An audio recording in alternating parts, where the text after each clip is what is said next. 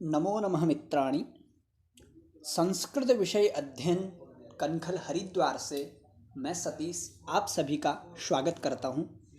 मित्रों, आप सभी का इस चैनल में स्वागत है। मित्रों, आज हम महाकवि कालिदास द्वारा विरचित सुप्रसिद्ध नाटक अभिज्ञान शाकुंतलम के तृतीय अंक की समस्त प्रमुख सूक्तियों का अध्ययन करने जा रहे हैं। मित्रों, यह जो सूक्तियों के अध्ययन का मैंने एक तरीका अपनाया है, इससे आप यदि नाटक को नहीं भी पढ़ते हैं तो आप उस नाटक की प्रमुख जो केंद्र बिंदु सूक्तियाँ होती हैं उनके माध्यम से भी आप उसका सार जान सकते हैं। तो मित्रों, हमने इससे पूर्व वाली दो वीडियो में प्रथम अंक और द्वितीय अंक की वीडियो का निर्माण किया है। आप सभी देख सकते हैं और उन सूक्तियों को अच्छी प्रकार से व्याख्या सहित बताया गया है। सूक्तियों का व्याख्या सहित अध्ययन करने का उद्देश्य हमारा यही है कि परीक्षा में यही पूछा जाता है कि यह सूक्ति किसने कही है, इस सूक्ति का भावार्थ क्या है, कौन से अंक से है, किसने किसको कही है, ऐसा पूछा जाता है। तो इसलिए हमें एक सूक्ति का विशिष्ट अध्ययन अच्छी प्रकार से कर लेना चाहिए। प्रति सूक्ति 1 नंबर की भी हो सकती है। तो आज हम तृतीय सूक्त की यह 10 सूक्तियां हैं। इन 10 सूक्तियों को आप वैसे तो साक्षात आप सभी के समक्ष दिखाई दे रही हैं, किंतु इन सभी की व्याख्या करना सबसे हमारे लिए अनिवार्य बन जाता है कि किसका कथन है, किसने किसको कही है। तो इसका हम यदि अध्ययन करते हैं तो अच्छी प्रकार से जान जाते हैं। तो आइए हम अपने अध्ययन क्रम को आगे बढ़ाते हुए प्रथम सूक्ति को देखते हैं। तो मित्रों, प्रथम सूक्ति तृतीय अंक के 6ठे श्लोक से उद्धृत है। इस श्लोक में राजा का यह कथन है। राजा जब पुनः शकुंतला के दर्शन के लिए, शकुंतला से मिलने के लिए आश्रम में प्रवेश करते हैं, तो आश्रम में प्रवेश करने के बाद जो महर्षि कंड के शिष्य हैं उनकी प्रशंसा इत्यादि करते हैं। तो प्रशंसा करने के बाद कहते हैं का कथा बाण संधानी इत्यादि श्लोकों के माध्यम से उनकी प्रशंसा करते हैं। तो उसके बाद आश्रम की ओर राजा बढ़ते हैं। आश्रम की ओर राजा जब बढ़ते हैं तो वहाँ वह शकुंतला की कमनीय स्थिति को जानते हैं कि शकुंतला जो है वह प्रेम के कारण संतप्त हो चुकी है। उसकी दोनों सखियाँ शकुंतला और क्षमा करें अनुसुया और प्रियंवदा, जो शकुंतला की दोनों सखियाँ हैं, वो उसकी सेवा कर रही हैं, उसके रोग को दूर कर रही हैं जो उसको रोग हो रखा है। तो मित्रों, बहुत ही सुंदर रोचक सूक्तियाँ हैं। यह समस्त श्रृंगार रस से परिपूर्ण है। तो आप अच्छी प्रकार से समस्त सूक्तियों का अध्ययन पूरा वीडियो देख करके करें। तो राजा बोलते हैं इस सूक्ति में क्या है, समस्तापह कामम मनसि जनिधाग प्रसरयोर न तु ग्रीष्मस्यैवं सुभगम पराधम युवतीषु। एक बार फिर इसका उच्चारण कर लेंगे। समस्तापह कामम मनसि जनिदाघ प्रसरयोर न तु ग्रीष्मस्यैवं सुभगम पराधम युवतीषु। तो मित्रों, इस श्लोक के अंतिम पाद को राजा कहते हैं। तो क्यों इस स्थिति में कहते हैं, इसका पूर्व प्रसंग जानते हैं। तो वह जब शकुंतला की स्थिति देखते हैं, कहते हैं शकुंतला अत्यधिक अस्वस्थ शरीर वाली दिखाई दे रही है। सोचकर कहता है कि तो क्या यह लू का दोष है, या जैसा मेरे मन में संदेह हो रहा है, या ऐसा है। तो वो कहता है कि वो क्या, उसके मन में संदेह क्या उत्पन्न हो रहा है। एक तो हो रहा है कि यह मेरे प्रेम में ही संतप्त हो रही है, इसकी जो ऐसी शिथिलता, इसकी कृशता, इसके शरीर की कमजोरी जो है वो मेरे प्रेम में हो रही है, या इसको लू लगी है, ऐसा वह संदेह करता है। फिर उसके बाद कहता है कि अथवा कृतम संदेहेन, संदेह करना व्यर्थ है, जो मैं सोच रहा हूँ वही है। तो तब वह क्या कहता है, यही लाइन को कहता है समस्तापह कामम। तो इसका अन्वय किस प्रकार करेंगे कि युवतिषु, युवतिषु या युवतिषु सप्तमी बहुवचन का, युवतिषु यानी कि युवतियों में, अर्थात लड़कियों में, युवा अवस्था वाली 18-19 साल की लड़कियों में, युवतियों में मनस्यज निदाघ प्रसरयोः, क्या हो जाएगा, मनस्यज और निदाघ प्रसरयोः, मनसिज का और निदाघ का प्रसार। मनसिज कहते हैं कामदेव को और निदाघ कहते हैं लू को, जो अत्यधिक धूप में चलने से गर्मियों के समय में व्यक्ति के शरीर में लग जाती है, उसको कहते हैं निदाघ। तो मनसिज और मनसिज कहते हैं कामदेव को, मनसः जायते इति मनसिज, मन से उत्पन्न होता है जो क्या, कामदेव, कामनाएं। तो मनसिज और निदाघ के प्रसार से युवतियों में, पहले क्या बोला, युवतियों में मनसिज के और लू के प्रसार से, प्रसार से यानी कि उन दोनों के संक्रमण से, उन दोनों के प्रभाव से, कामदेव तथा लू के संचार से। यदि कामदेव का किसी के युवतियों में संचार हो जाए या लू लग जाए, इन दोनों के संचार से तापह कामम समः, तापह कामम समः कहने का मतलब है ताप है, तापह और कामम समः, ताप भी, और ताप क्या होता है कहने का मतलब यह है, जो इन चीज़ों के प्रसार से संताप मिलता है वह भले ही क्या हो, समान हो, समः समान हो। कहने का मतलब है कामदेव से मिलने वाला ताप और लू से मिलने वाला ताप भले ही प्रसरयो हो तापह कामम समः, उन दोनों का जो ताप हो भले ही समान हो, किंतु क्या बोला, युवतिषु मनसिज निधाग प्रसरयो हो तापह कामम समः, ताप निश्चित रूप, कामम का निश्चित रूप से समः यानी कि समान हो। फिर बोलता है कि तो ग्रीष्मस्य एवं सुभगम अपराधम न, यहाँ से न ले लेंगे तो कहते हैं किंतु, टू का अर्थ क्या लेंगे, किंतु ग्रीष्मस्य, ग्रीष्मस्य यानी कि ग्रीष्म ऋतु का, गर्मी का, अर्थात लू का अपराधम, अपराधम अर्थात संतापम, अर्थात ग्रीष्मस्य एवं अपराधम, और अपराधम कीदृशम, सुभगम, सुभगम अर्थात सौंदर्य युक्तम अपराधम, अर्थात ग्रीष्मस्य, किंतु कहते हैं किंतु ग्रीष्म का, गर्मी का, एवं माने इस प्रकार का, सुभगम अपराधम, सुभगम अपराधम अर्थात संताप, सौंदर्यवर्धक संताप न, कहते हैं जो भी इसकी स्थिति दिखाई दे रही है वो ग्रीष्म ऋतु से अर्थात लू के लगने से नहीं होती है।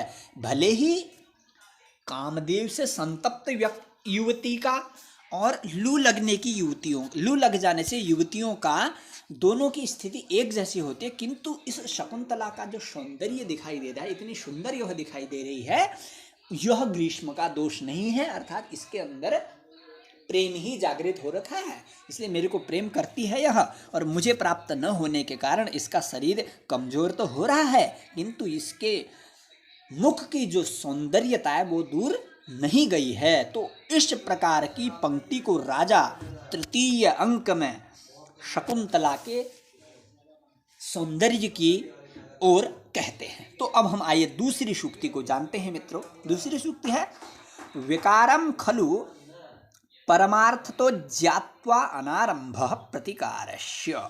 तो मित्रों इस सूक्ति को कौन कहती है, अनुसुया रानी, जो अनुसुया शकुंतला की प्रिय सखी है।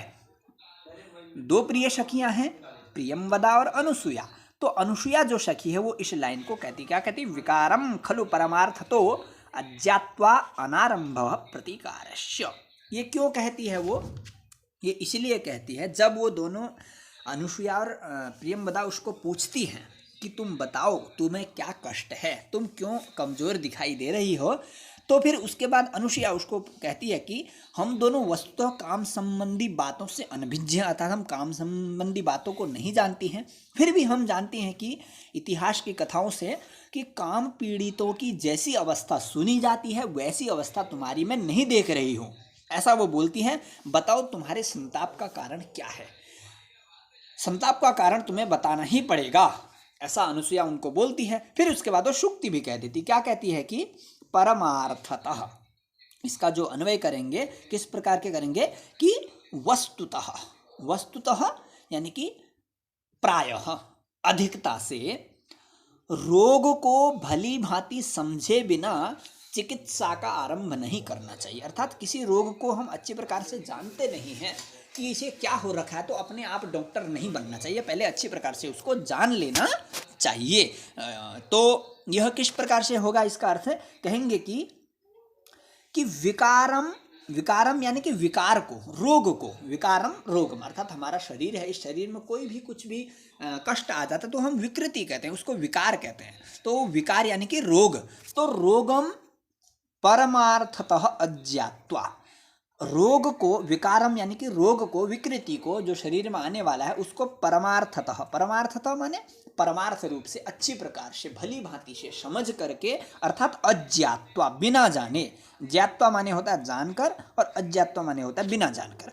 तो किसी भी रोग को अच्छी प्रकार से अज्ञात्वा, बिना जाने, प्रतिकारस्य अनारंभः, उसको बिना जाने उसके प्रतिकार का यानी कि उसके उपचार का अनारंभ, उसका अनारंभ करना चाहिए, अर्थात उसका आरंभ नहीं करना चाहिए। प्रतिकारस्य अनारंभ अर्थात वस्तुतः कोई भी रोग है, उस रोग को भली भांति नहीं समझे हैं तो उसकी चिकित्सा का आरंभ क्या नहीं करना चाहिए, अनारंभ। प्रतिकारस्य, प्रतिकारस्य तस्य परिहारणस्य, उसका परिहार नहीं करना चाहिए। तो वर्तमान में आप सभी देख रहे हैं समस्त विश्व कोरोना नामक संक्रमण रोग से ग्रस्त है। अब फिर भी लोग परेशान हैं, तो कोई भी वर्तमान में रोग हम देखें तो यह न सोचे कि हमें कोरोना ही हो गया है। सर्वप्रथम हमें अच्छी प्रकार से देख लेना है कि सामान्य भी कोई रोग, सामान्य भी कोई विकार हमें हो सकता है, सर्दी जुकाम इत्यादि। तो इस प्रकार से पहले जान करके ही हमें अगले उपचार की आवश्यकता पड़ती है, आगे हमें उपचार कर लेना चाहिए। सीधे हमें यह नहीं कहना चाहिए कि हमें कोरोना ही हो गया है। आप सभी जानते होंगे वर्तमान में चल रहा है, किसी को थोड़ा सा भी यदि सर्दी जुकाम हो जाता है तो वो सीधे कोरोना का भ्रम करके अग्रिम कार्रवाई आरंभ कर देते हैं, फिर बाद में उन्हें कष्ट भी प्राप्त हो रहा है। तो इस सूक्ति से हमें यह भी अर्थ लेना चाहिए, किसी रोग को बिना अच्छी प्रकार से जाने हमें उसका प्रतिकार नहीं करना चाहिए। मित्रों, यह अनुसुईया से हमें प्राप्त हो रहा है। तो तृतीय अंक में यह अनुसुईया हमें इस प्रकार का ज्ञान देती है। तो तृतीय सूक्ति की ओर हम बढ़ते हैं मित्रों। तो हम अभिज्ञान शाकुंतलम के तृतीय अंक की सूक्तियों को पढ़ रहे हैं, आप सभी जानते हैं। तो तृतीय सूक्ति है स्निग्ध जन संविभक्तम हि दुखम सह्य वेदनम भवति। क्या कहा मित्रों? स्निग्ध जन संविभक्तम हि दुखम सह्य वेदनम भवति। मित्रों, यह जो पंक्ति है ये दोनों की है। उभे कहने का मतलब है उभे, उभे यानी कि शकुंतला अनुसूये। आप सभी जानते होंगे रमा शब्द के रूप कैसे चलते हैं, रमा रमे रमाहा। तो उभा उभे उभाहा इस प्रकार चलेंगे। तो उभा उभे तो दोनों हैं, तो उभे यानी कि शकुंतला और नहीं अनुसुईया और प्रियंवदा दोनों बोल रही हैं। क्या बोलती हैं? जब वो उसको बार बार पूछ रही हैं कि बता हे शकुंतला तुझे क्या हो गया है, तू कमजोर सी क्यों पड़ गई, तो वो नहीं बताती है।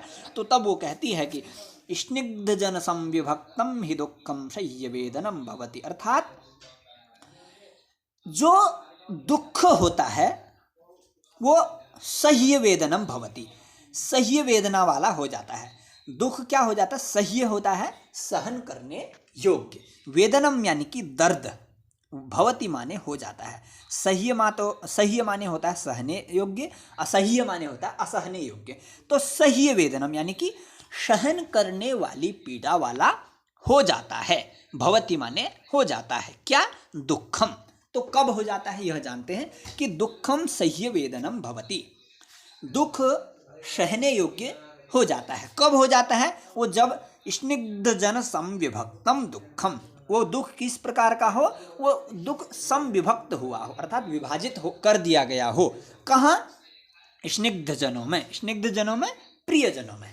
स्निग्ध माने होता है प्रिय, वैसे चिकना अर्थ भी होता है तो प्रिय शब्द का भी प्रयोग किया जाता है।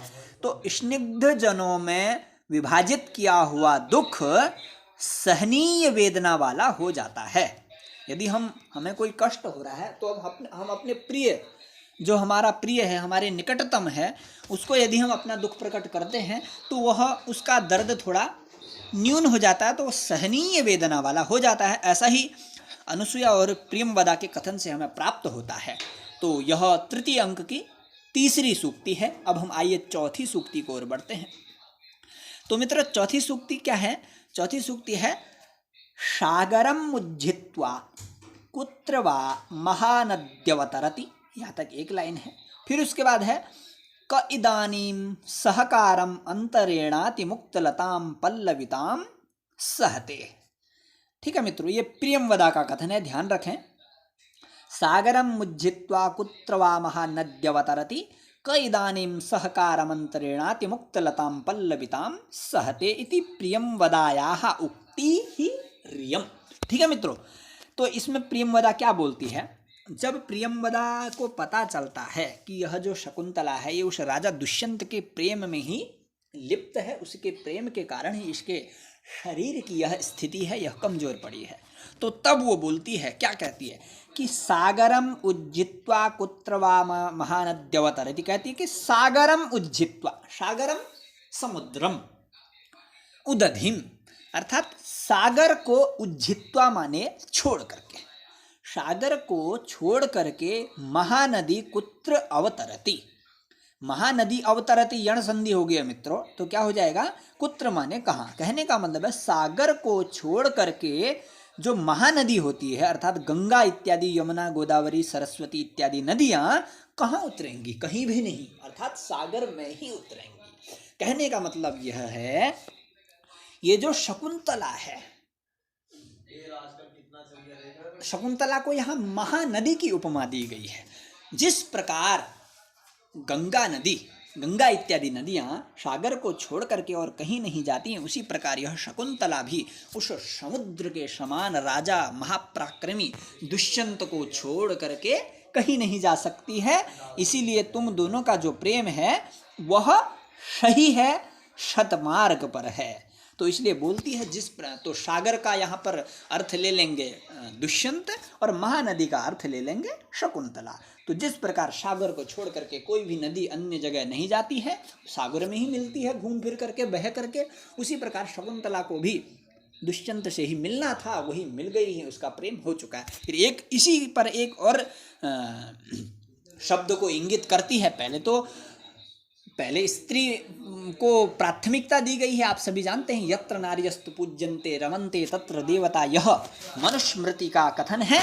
तो इसमें भी पहले स्त्री की बात बताई, स्त्री कहाँ जाती है। अब इसमें दूसरी क इदानीम सहकारेण इत्यादि में पुरुष के बारे में बताएंगे, पुरुष क्या कर सकता है। यहाँ पर बताया स्त्री क्या कर सकती है, अर्थात स्त्री कहाँ जाएगी, तो इसमें बताएंगे पुरुष क्या। क इदानीम सहकारम अंतरेण, कौन इदानीम, कह माने कौन, इदानीम माने इस समय, कौन इस समय ऐसा है जो सहकारम अंतरेण, सहकार कहते हैं आम को, तो आम्र वृक्ष से लिया गया है। तो कह सहकारम अंतरेण, अंतरा अंतरेण, अंतरा अंतरेण के योग में द्वितीय विभक्ति होती है, आप सभी जानते हैं। तो अंतरेण का मतलब है यहाँ पर विना। तो सागरम नहीं, सहकारम अंतरेण अर्थात आम के वृक्ष के बिना, ठीक है, कौन ऐसा इस समय में है जो सहकार यानी कि आम के वृक्ष को, आम के वृक्ष के अंतरेण यानी कि बिना अति मुक्त लताम पल्लविताम सहते, अर्थात अति मुक्त लताम पल्लविताम अर्थात मुक्त लता वाली पल्लवों को कौन सहन कर सकता है। कहने का मतलब है आम को छोड़ करके ऐसा कौन सा वृक्ष है जो पल्लवों से युक्त इस अति मुक्त लतान यानी कि माधवी लताम शहते। कौन ऐसी इस माधवी लता को सहारा दे सकता है? कहने का मतलब राजा ही एक ऐसा है जो इस शकुंतला को आश्रय दे सकता है, सहन कर सकता है, अपना सकता है। जिस प्रकार आम का वृक्ष इस माधवी लता को आश्रय देता है, उसी प्रकार से वह भी, आम का वृक्ष भी पल्लवी लता को अर्थात माधवी लता को जिस प्रकार से आश्रय देता है, उसी प्रकार राजा ही इस शकुंतला को आश्रय दे सकता है। ऐसा यह प्रियंवदा का तृतीय अंक में कथन हमको मिलता है। तो आइए अब हम 5वीं सूक्ति की ओर बढ़ते हैं मित्रों। 5वीं सूक्ति है लभेत वा प्रार्थयिता न वा श्रियम श्रिया दुरापह कथमीप्सितो भवेत्। मित्रों, यह बहुत ही प्रसिद्ध सूक्ति है, आपने पढ़ी भी होगी, कई बार परीक्षाओं में पूछी भी गई है, यह प्रत्यक्ष है। तो आप इसका अर्थ अच्छी प्रकार से जान लें। वैसे तो सारी की सारी महत्वपूर्ण है, तो यह अधिक महत्व। लभेत वा प्रार्थयिता न वा श्रियम श्रिया दुरापह कथमीप्सितो भवेत्। यह राजा दुष्यंत का कथन है। इसमें राजा दुष्यंत अपने भाव को प्रदर्शित कर रहे हैं। कहाँ पर, किस विषय में प्रदर्शित कर रहे हैं, वह हम जानेंगे। मित्रों, जब वहाँ पर शकुंतला प्रियंवदा उसको बोलती है कि तो आप अपना उल्लेख करते हुए कोई ललित पदों से युक्त रचना सोचो। अब जब वो बता देती है कि हाँ मैं दुष्यंत को ही चाहती हूँ, तो फिर दोनों अनुसुया और प्रियंवदा कहती हैं कि अब उनको तुम प्रेम पत्र लिखो। हाँ, तो मित्रों 5वीं सूक्ति के बारे में हम चर्चा कर रहे थे। तो 5वीं सूक्ति में शकुंतला को उनकी दोनों सखियां प्रियंवदा और अनुसुया बोलती हैं कि तुम अब राजा को पत्र लिखो। तो पत्र लिखने के बाद वह क्या कहती है कि मेरा हृदय कांप रहा है।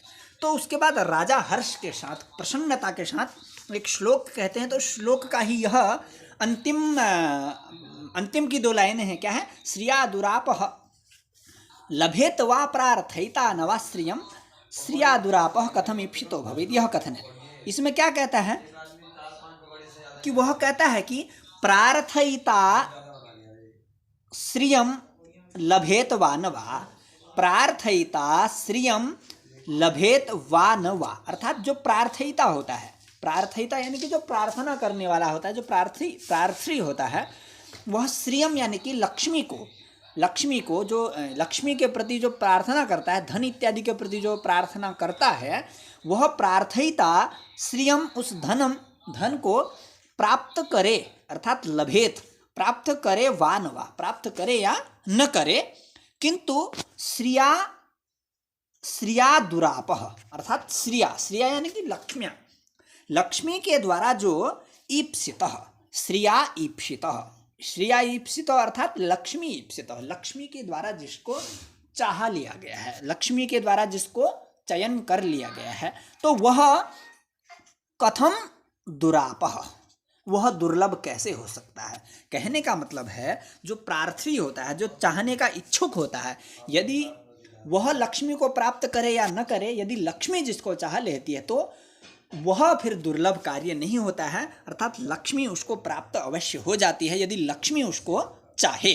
तो इस श्लोक का अर्थ यही, इस सूक्ति, महत्वपूर्ण सूक्ति का अर्थ यही है। तो यह राजा का कथन इसमें ही है। तो यह इसलिए बोलते हैं कि वह बोलते हैं कि हे भीरु, तुम जिसके तिरस्कार की आशंका कर रही हो, अर्थात वो भय इसलिए हो रहा था, जब उसको कहा था कि तुम पत्र लिखो, तो वो भय कर रही हैं, भय इसलिए कर रही हैं, वो कह रही हैं कि मेरा हृदय इसलिए कांप रहा है कि मैं पत्र लिखूं तो कहीं तिरस्कृत ना हो जाए, मेरा पत्र मुझे वापस ना आ जाए। तो इस प्रकार वह डर रही है। तो इसलिए उसको वो श्लोक के माध्यम से कहते हैं कि हे भीरु, जिससे तिरस्कार की आशंका कर रही हो, वह दुष्यंत तुमसे मिलने के लिए उत्सुक खड़ा है, क्योंकि वो उसके समक्ष ही आया हुआ है, उनको पता नहीं है, वो छुपा हुआ है। तो फिर उसके बाद वो बोलता है कि प्रार्थी चाहने वाला व्यक्ति लक्ष्मी को पावे या न पावे, लक्ष्मी के द्वारा प्रार्थित चाहा गया व्यक्ति लक्ष्मी को कैसे दुर्लभ हो सकता है। अर्थात यदि तुमने मुझे चाह लिया है तो मैं अवश्य प्राप्त आपको कर सकता हूँ। तो श्रिया दुरापह जनः कथम, अर्थात कथम केन प्रकारेण, किस प्रकार से ईप्सितः इच्छितः, अर्थात किस प्रकार से दुरापह भवेत्, दुरापह दुर्लभ, किस प्रकार से दुर्लभ होता है। तो मित्रों, इस प्रकार से इस पांचवी महत्वपूर्ण सूक्ति का अर्थ भावार्थ होगा।